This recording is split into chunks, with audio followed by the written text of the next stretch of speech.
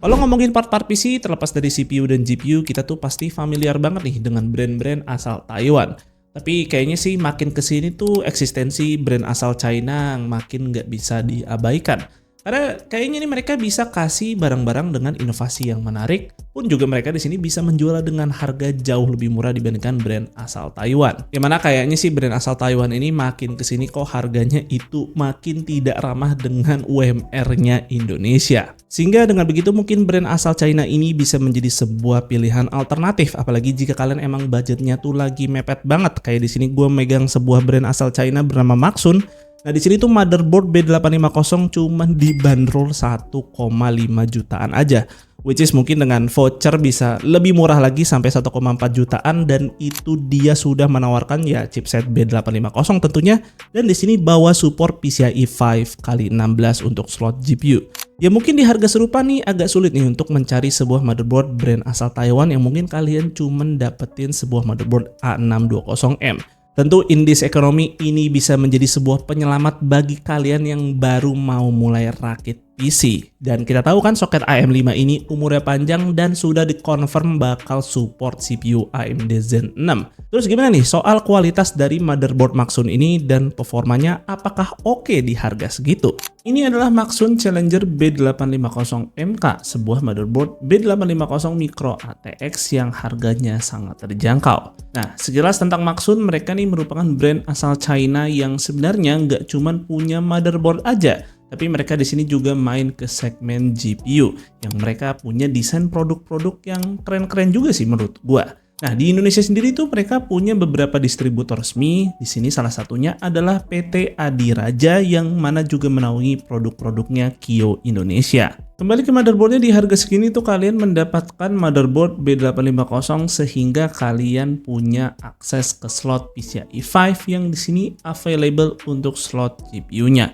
Jadi nggak akan ada kompromi lagi kalau mau dipasang langsung pakai GPU RTX 50 series atau Radeon 9000 series. Nah tentu di harga yang sama kita kayaknya nggak banyak nih bisa nemu motherboard kayak gini, dan mungkin baru bisa dapat motherboard A620 atau mungkin dapetin motherboard B650 entry level, yang mana itu tentu cuman kasih support PCIe 4 saja. Lebih jauh lagi tentang motherboard ini, dia tuh membawa spek VRM dengan 7 power phase yang di sini juga punya heatsink yang cukup besar di bagian samping. Nah, di sini tuh dia tuh bawa CPU power pin 1x8 aja yang harusnya sih konfigurasi ini tuh bisa menghandle CPU Ryzen di TDP 65W tanpa masalah. Nah, untuk slot M.2-nya di sini tuh cuma terdapat satu aja, tapi menariknya ini tuh udah screwless pemasangannya. Yang harusnya sih semua motherboard rilisan generasi baru tuh udah begini semua nih pemasangan M.2-nya. Ayo dong, brand Taiwan yang lebih mahal harusnya bisa nih pakai slot M.2 kayak gini. Anyway, untuk M.2 NVMe-nya di sini tuh masih berjalan pada protokol PCIe Gen 4 X4, dan juga di sini kita tidak mendapatkan heatsink. Yang menurut gue sih masih oke-oke aja mengingat harganya juga terjangkau banget, dan kayaknya sih kita juga belum butuh-butuh banget nih sebuah NVMe Gen 5. Oke, kemudian bisa dilihat memang tidak banyak slot PCIe yang dikasih di motherboard ini. Bahkan Wi-Fi chip pun juga tidak include.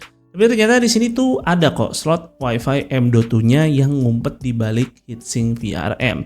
Jadi bisa banget kalau kalian mau pasang Wi-Fi card tambahan, cuman posisinya ini tuh agak aneh dan kita tuh perlu ngelepas dulu heatsink VRM-nya supaya bisa masang Wi-Fi card-nya. Untuk I/O back panelnya juga tidak banyak-banyak amat, dan sayang aja di sini tidak ada port USB Type-C, dan tentunya kita juga masih perlu masang I/O shield-nya secara manual ke casing.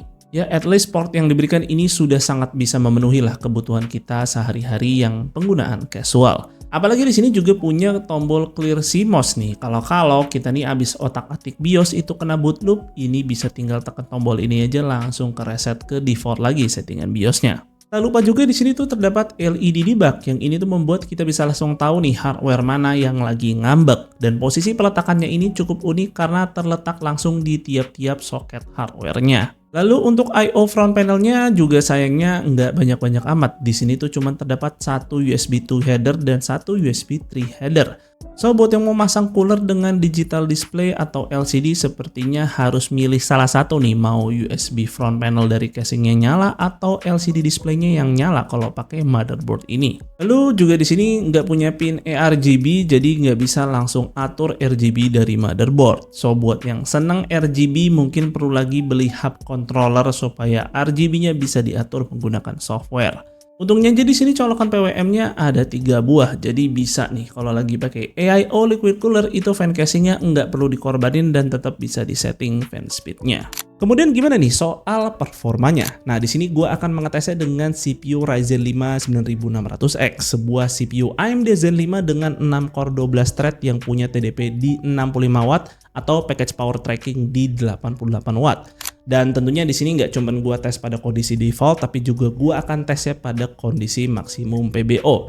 Anyway, secara default 9600X di Maxsun ini tuh punya package power yang lebih tinggi sekitar 2 watt. Ini udah gua reset default juga BIOSnya sebelum dites dan sepertinya memang motherboard Maxsun ini tuh kasih boost kecil untuk si 9600X-nya. Nah, ekstra 2 watt ini tuh kasih sedikit tambahan pada clock speed all-core-nya. Ya, memang sih hasilnya tidak beda signifikan amat, tapi tetap ya free performance siapa sih yang menolak. Nah, terus ketika gua enable nih PBO-nya di motherboard Maxsun. Nah, motherboard ini tuh hanya bisa boost power si 9600X ke 115 watt aja. Yang mana ini berbeda cukup besar nih dibandingkan motherboard Asus yang mana dia bisa ngeboost sampai 134 watt. Tentu ini membuat clock speed all-core-nya punya gap yang lumayan. Oke, to be fair memang motherboard pembanding yang gue pakai ini tuh tidak apple to apple dengan motherboard Maxsun karena ya harganya sendiri aja terpaut hampir 2 kali lipat lebih mahal. Jadi ya di sini kita bisa appreciate sedikit lah si motherboard Maxsun ini yang ya dengan harga jauh lebih murah itu bisa disandingkan dengan sebuah motherboard yang harganya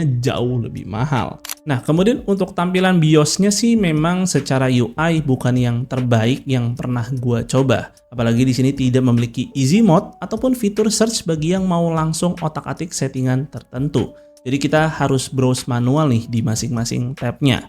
At least setidaknya BIOS ini tuh sudah sangat memfasilitasi hal-hal yang paling sering dipakai user AMD seperti overclocking CPU, overclocking RAM, dan juga atur timingnya.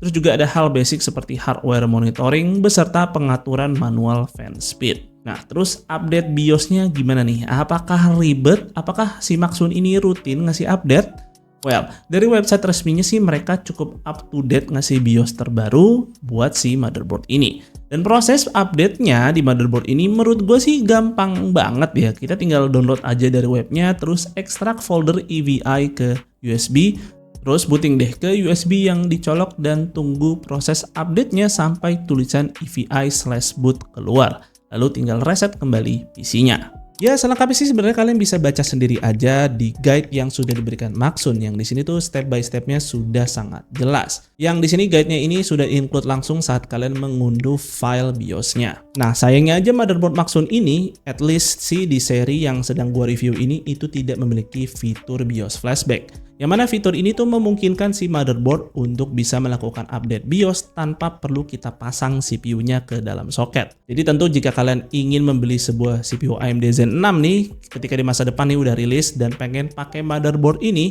pastikan kalian punya spare CPU AMD Zen 5 supaya ya motherboardnya bisa nyala untuk dilakukan update BIOS. Mungkin aja sih, semoga aja sih nanti di masa depan akan ada batch kedua atau versi, biasanya kan ada versi 2.0 tuh yang dimana udah di flash BIOS seri terbaru. Itu sih biasanya vendor-vendor motherboard akan melakukan hal tersebut ya di masa depan, tapi ya concern gue sih saat ini itu karena tidak memiliki fitur BIOS flashback tersebut. Ya, jadi tentunya secara overall Maxsun Challenger B850MK ini tuh sebenarnya memang merupakan sebuah motherboard entry level AMD AM5.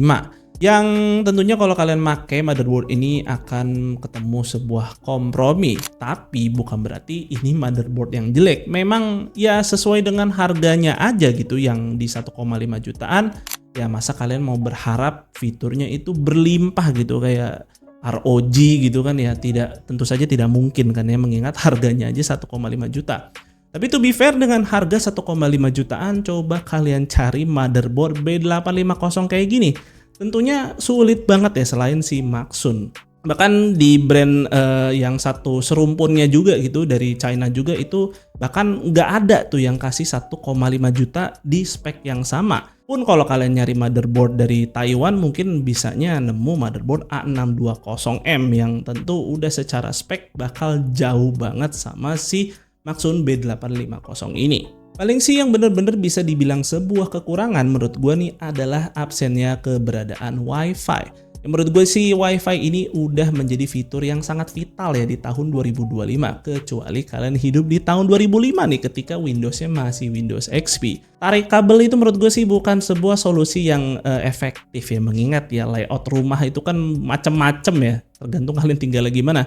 Lagi pula kan udah ada teknologi Wi-Fi, kenapa harus tarik-tarik kabel ya? Walau sih di sini memang disediakan slot M.2 Wi-Fi-nya, tapi ya gue rasa sih akan lebih baik jika memang Wi-Fi-nya sudah include. Dan ketika gue cek web di Maxunnya itu Challenger B850MK ini ada ternyata versi Wi-Fi-nya yang hopefully itu bisa masuk juga ke Indonesia. Jadi ya sekalian aja gitu pakai yang ada Wi-Fi-nya. Dan juga di sini paling masukan aja buat para distributor Maxun ya, semoga mereka bisa pada komitmen ya, karena gue rasa sih Maxun ini produknya oke dan semoga mereka bisa pada komit dan nggak ngilang di tengah jalan gitu ketika kita udah beli produknya. Kalau distributornya pada cabut kan bingung ini mau digaransiin kemana. Nah salah satu distributor yang megang Maxun ini sih adalah Kyo Group yang which is itu udah cukup oke reputasinya beberapa tahun terakhir dan mereka kan juga udah terkenal ya dengan produk-produk SSD-nya. So gue sih at least bisa cukup worry free ya dengan salah satu distributornya Maxun ini. Yang katanya sih di sini mereka udah kasih garansi selama 3 tahun, tapi tetap aja kembali lagi ke kalian sendiri apakah tertarik untuk beli produknya atau tidak. Tulis aja pendapat kalian di kolom komentar. Dan mungkin sih segitu dulu aja untuk videonya kali ini. Semoga video ini bermanfaat buat kalian. Jika kalian berkenan like dan share video ini, dan jangan lupa subscribe channel Suka IT jika kalian nggak mau ketinggalan kontennya. Dan jangan lupa juga follow Suka IT di Instagram dengan nama @suka_it. Gue Fadil dari Suka IT pamit undur diri, see you on the next video.